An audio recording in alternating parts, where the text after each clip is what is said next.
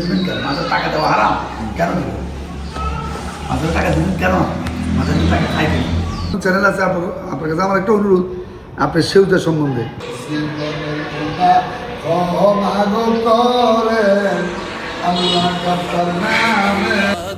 এই শহীদ গাজীর বাংলাদেশ, রহম করুন আল্লাহ, রহম করুন।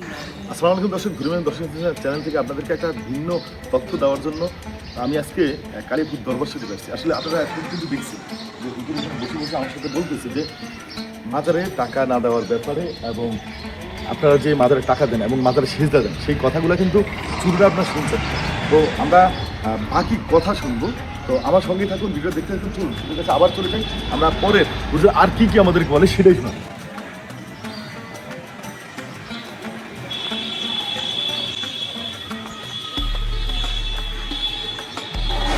দোয়া করলে সুন্নাতের আছে, যদি কোনো আওলাদে দোয়া করে তখন আপনি ওনাকে হাদিসে প্রবাহ হিসেবে দেন, সুন্নাতের আছে।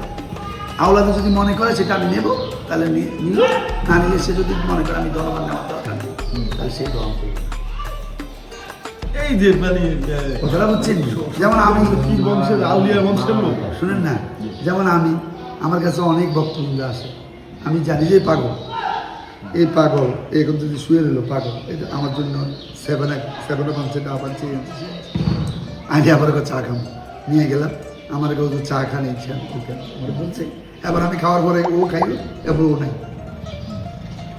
চলে আসছে, পরে আমি টাকা দিয়েছি। পাগল তো দেখেন না, এখানে বলি কিনতে লাগছে, জোরে নামাজ পড়ে না কানা, এখন বলে কি ওইটা না, এখন এই একটা অন্যায় করতে পারে, কিন্তু আমি বলি যে আলাদা হচ্ছে সেটা আমি তাকে করার জন্য বই দিতে বলতে পারি। যেমন সে মনে করেন উত্তর সে ঘুরি নামাজ পড়তেছে, সে পাগল মুসলিম, এটা সাধারণ মানুষ বুঝবে না, সে যে পাগল সে সাধারণ মানুষ বুঝবে না। তাহলে আমরা কি করতে হবে?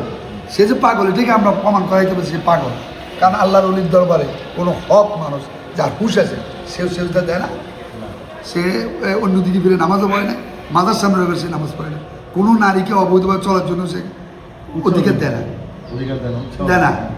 যেমন আমরা দিই আমাদের পায়ে শুনে দেওয়ার জন্য বা আমাদের পায়ে ধরার জন্য যারা আসে, আমাদের বয়সে যারা ছোটো তাদেরটা আমরা গ্রহণ করি, যারা আমাদের বয়সে বড় তাদেরটা আমরা গ্রহণ করি না। কেন করবো?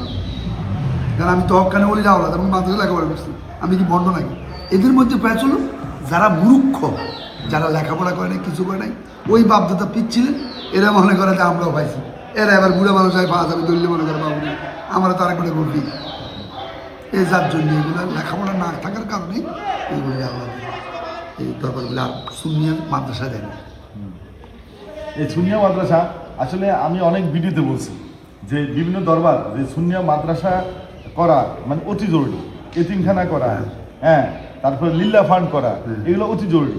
যেমন আমরা এটা যখন উদ্যোগ নিয়েছি বা আমি যখন সমালোচনা করা শুরু করছি, আমাদের কিছু ভাই বেড়া তো ওলামায়ে কেরাম আছে, ওদেরকে উৎসাহ দিচ্ছি এবং বিভিন্ন জায়গায় অলরেডি মানে এতিমখানা, ছোটো ছোটো একাডেমি মানে আমরা উদ্বোধন করা শুরু করছি, মানে বিভিন্ন দরবার কেন্দ্রিক, খানকা কেন্দ্রিক, যে আপনারা করেন, করবেন না কেন?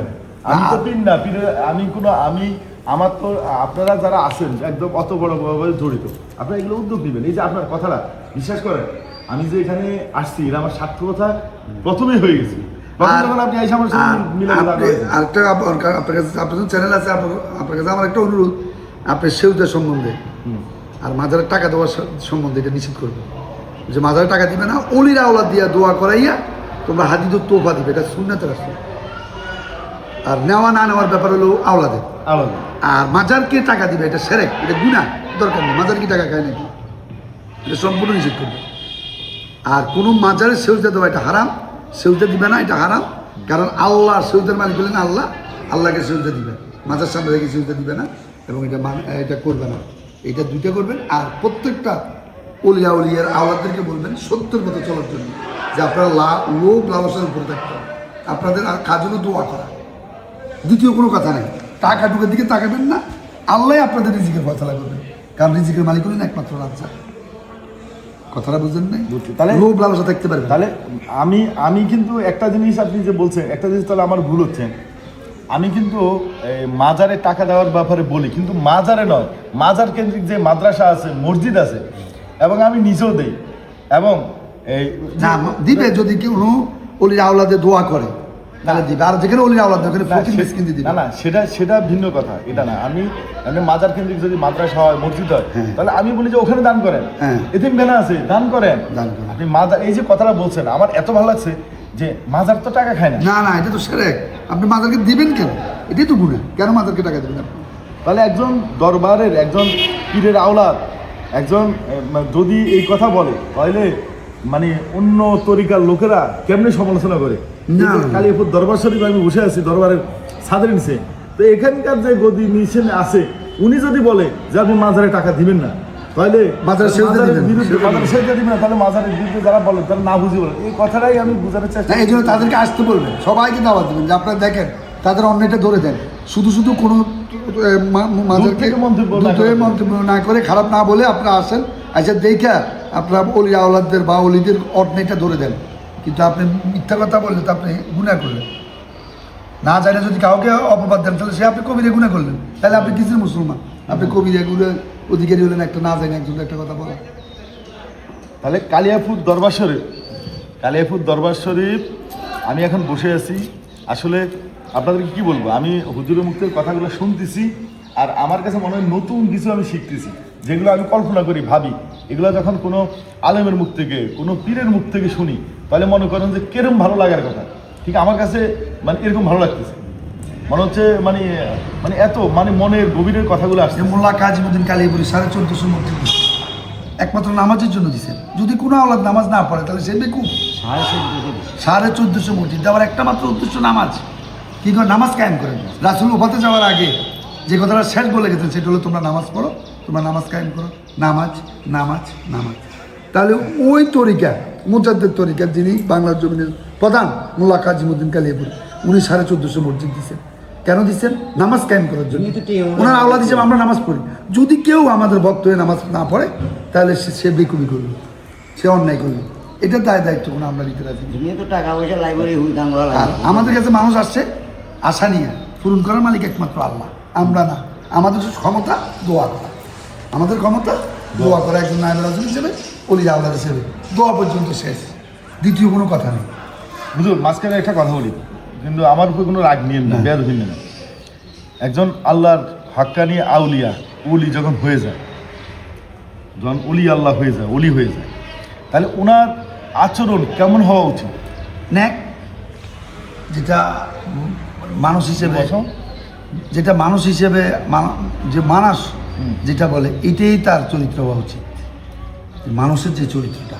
কারণ আমি আমার যারা বিরোধী, আমি তো মাজারের পীরওয়ালিদের যখন জীবনী প্রচার করি, তাহলে আমার বিরোধিতা একটা পক্ষ আছে যারা আমাকে বোঝানোর চেষ্টা করে যে আপনি প্রমোট করিয়েন না, কোনো দরবারের মাজারের প্রমোট করিয়েন না। হ্যাঁ, আসলে আমি বলি যে আমি কোনো মাজারের প্রমোট করি না। আমি চলে যাওয়া, উপাত হয়ে যাওয়া পীরওয়ালিদের জীবনী ডকুমেন্টারি হিসাবে যেন ইয়াং জেনারেশন মানে শুনে, দেখে, এবং আগের প্রজন্মরা এখন এই নতুন প্রজন্মকে বলতেও পছন্দ করে না, এটা শুনতেও পছন্দ করে না। ওরা ফেসবুক বা আদার্স বিভিন্ন সোশ্যাল মিডিয়ায় অ্যাক্টিভিটি বেশি। ওরা পীরওয়ালিদের মাজারের বা পীরওয়ালিদের যে কারামত, ওদের আধ্যাত্মিকতা গল্প হিসাবে আমরা যেরকম শুনতাম ওইরকম শুনতে চায় না, শুনে না।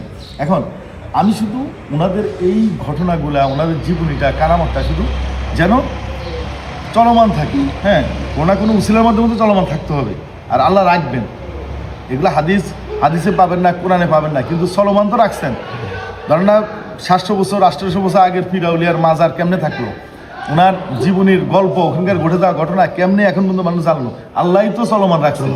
তাহলে হয়তো এখন আমার মতো কিছু পাপি বন্ধ করে দিয়া আবার এখন সোশ্যাল মিডিয়াও চলমান রাখতেছে। এখন আমার উদ্দেশ্য হলো চলমান রাখা, ওনাদের জীবনীটা, সত্যিকার জীবনটা মানুষ জানবে, বাট প্রমোট করা না। প্রমোট তো আল্লাহই করবে। কালিয়াপুর দরবার শরীফের প্রচার প্রমোট কি আমি করার ক্ষমতা আছে? আল্লাহ করবে, আল্লাহ করবে। এখন তো আমরা মিডিয়ার যুগে মিডিয়া ব্যবহার হয়। মোল্লা কাজীমুদ্দিন কালিয়াপুরি যখন পীর হয়েছেন, এটা তো গেও একটা গ্রাম, লাকসাম পর্যন্ত যাওয়ার জন্য তখন একটু পানি দিয়ে মানুষ চাইতে হতো। তাহলে উনি কিভাবে পার্বত্য চট্টগ্রাম রাঙ্গামাটি যে মসজিদ দেন, উনি ওখানে মসজিদ আছে, ওনার ভারতে মসজিদ আছে, হাজার মসজিদ, শত মসজিদ ভারতে দিছে, ভারতবর্ষের ভারতে। তাহলে ওইখানে কীভাবে উনি দিলেন? আল্লাহ যাকে প্রকাশ করবে তাকে আল্লাহ ওই সম্মান দিয়েই প্রকাশ করবেন। অবশ্যই। আল্লাহ যাকে অপমান করবেন তাকে ওই রকম একটা অপবাদ দিয়েই অপমান করবেন। তাহলে এটা একমাত্র আল্লাহর ইচ্ছা। তা আমার প্রশ্ন যেটা ওইটা হলো আউলিয়ার দরবার জিয়ারত করার জায়গা এবং আউলিয়ার দরবার রহমতের জায়গা, বরকতের জায়গা। এখানে আসার পরে আপনার মনের আশা নিয়ে আসার পরে পূরণ করার মালিক একমাত্র আল্লাহ। আপনি শুধু কাঁদা পর্যন্ত এখানে করতে পারবেন যে আল্লাহ তোমার এই আউলিয়ার মহাব্বতে তুমি আমার মনের আশা পূর্ণ করো, সেটা একমাত্র করার মালিক আল্লাহ, অলিয়া উলিয়ারা না। আমরা হলাম দোয়া পর্যন্ত সীমিত। যেহেতু মাঝখানে একটু বলি আপনাকে, এই যে সেজদার ব্যাপারটা, সেজদা তো একসময় জায়েজ ছিল, এখনো কিছু না, ওলামা সেজদা চাইছিল না কোনো সময়। আল্লাহ রাব্বুল আলামিন আদম আলাইহিস সালামকে সেজদা দিতে বলছেন ফেরেশতাদেরকে, আর ইউসুফ নবীকে সেজদা দেওয়ার জন্য বলছেন সারা পৃথিবী সবাই।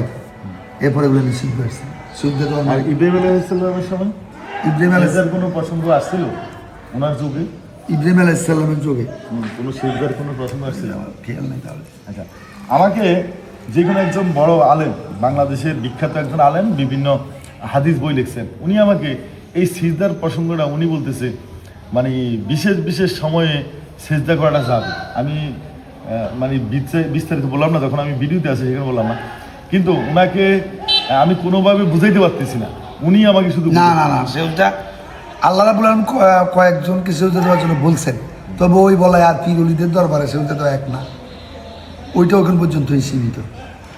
কথাটা বুঝেন নাই? বুঝছি, আমি বুঝে গেছি। হ্যাঁ, এটা এটা বুঝার ভিতর। আচ্ছা, এখন ধরেন যেমন ফাবিআই আলাই রাব্বিকুমা তুকাজ্জিবান, তুমি আল্লাহর কোন নিয়ামত শিখে আপনাদের মাধ্যমে সবই আল্লাহ নিয়ামত। আচ্ছা, আমি মাজার সামনে, এখন আমি আইসা এখানে ধরেন নামাজের জায়গা পাইলাম, নামাজ পড়লাম, কিন্তু আমি তো মাজার উদ্দেশ্যে নামাজ পড়তেছি না, আমি তো আল্লাহর উদ্দেশ্যে নামাজ পড়তেছি, তাতে কি আমার সমস্যা? না না, কেন মাজার কেন্দ্রিক আপনি নামাজ পড়বেন? আপনি নামাজের সাইডে পড়েন, আরে মাজারের সাইডে পড়েন আপনি নামাজ, মাজারের সাইডে? সাইডে পড়েন। আচ্ছা, এই কথা আপনি কথা বুঝেন নাই, মাজারকে সামনে রেখে পড়ার উদ্দেশ্যটা কি? দরকার তো নেই, আপনি সাইডে পড়েন। ওটা তো আল্লাহর একজন আউলিয়ার উফাতের জায়গা, ওনাকে দাফন করছেন এখানে, এটা পর্যন্ত শেষ। আল্লাহর ওলিরা মরে না, আল্লাহ বলে জিন্দু তো দেখানো যায় না, সেটা হলো বিশ্বাস। সেটা কি বিশ্বাস? আমার মায়ের গর্ভের সন্তান আমি, আমার পিতা উনি, আমার পিতা উনি, সেটা আমার বিশ্বাস। কিন্তু উনি আমার পিতা আমি কীভাবে বুঝবো? ডিএন পরীক্ষা করো, এই করো সেই করো। তাইলে ইমানি শক্তি হলো বিশ্বাস। আল্লাহকে আমি দেখি নাই, আল্লাহকে আমি বিশ্বাস করি। নবীকে আমি দেখি নাই, নবীকে আমি বিশ্বাস করি। তাহলে শেষ পর্যন্ত কথা হলো, আমি আবারও মানে একা মন থেকে বিশ্বাস করেন, মন থেকে কালিয়াকোট দরবার শরীফ আইসা হুজুরের কথা শুনা যে আমি তো কনফার্ম, তারপরে আমি আপনাদেরকে বলি আসলে মাজারে কোনোভাবে সেজদা দেওয়া যাবে না, এবং হুজুর মানে একদম কঠোরভাবে বলতেছে যে এটা কোনোভাবে দেওয়ার কোনো সুযোগ নেই, এবং মাজার সামনে রেখে নামাজ পড়ার কোনো দরকার নেই। আপনি যত বড় সুন্নিত লোক হন, হ্যাঁ এই ভুলগুলা করবেন না। আমার এই ভিডিওতে এই হুজুরের মাধ্যমে এই প্রথম মানে এই মেসেজটা দিচ্ছি, মনে হয় আমি কোনো ওলামায়ে কেরাম, কোনো পীর আউলিয়া মানে সামনে রেখে ওনাদের মুখ থেকে আসলে শ্রদ্ধার সহিত বলি, আপনি বেয়াদবি নেবেন না, বলার কাছে অনেক সময় ভুল হইতে পারে। তো আসলে কঠোরভাবে হুজুর বলছে, তো হুজুরের মেসেজ দিয়ে আমি এই ভিডিওটা শেষ করি। হুজুর, আপনি আমার দর্শকদেরকে একটু কঠোরভাবে বলে দেন যেন সেজদা এবং মাজারের টাকা দেওয়ার ব্যাপারে কি করবে সংক্ষেপে। আপনি বলছেন, আপনারা যারা এই ভিডিওটা দেখবেন তাদের কাছে আমার অনুরোধ, সুন্নি হিসেবে কেউ কোনোদিন মাজার সামনে রেখে সেজদা দিবেন না, মাজারকে সেজদা দিবেন না। সেজদা এগুলো হারাম, এগুলো দেওয়া উত্তম কাজ না, এগুলো খারাপ কাজ, মানুষে খারাপ বলে, দরকার নাই। আর দ্বিতীয় কথা হলো মাজার নিয়ত করে কোনো টাকা দিবেন না, মাজারে 10 টাকা দিবেন আল্লাহ রাস্তায়, অলির আওলাদ দিয়ে জিয়ারত করাইয়া যদি মনে চায় আপনি 10 টাকা অলির আওলাদকে দিলেন, উনি যদি মনে চায় নিল, নাও নিলে নাই, কিন্তু মাজারকে টাকা দেওয়ার জন্য কোনো নিয়ত করবেন না। আর যেখানে অলির আওলাদ নাই সেখানে আপনি জিয়ারত করে লক্ষ লক্ষ টাকা আপনি ফকির এবং মিসকিনদেরকে দেন, তবে কোনো মাজারে দিবেন না। মাদ্রাসা মসজিদে এবং মাদ্রাসা মসজিদে যেখানে আপনার মনে চায় ফকির মিসকিন তাদেরকে দেন। আর অলির আওলাদদেরকে দিতে হবে, এটা কোনো বাধ্যতামূলক না, এটা সুন্নাতুল রাসূল। যদি মনে চায় দিলেন, হুজুরের মনে চাইলে নিল, না নিলে এটা ওনার ব্যাপার।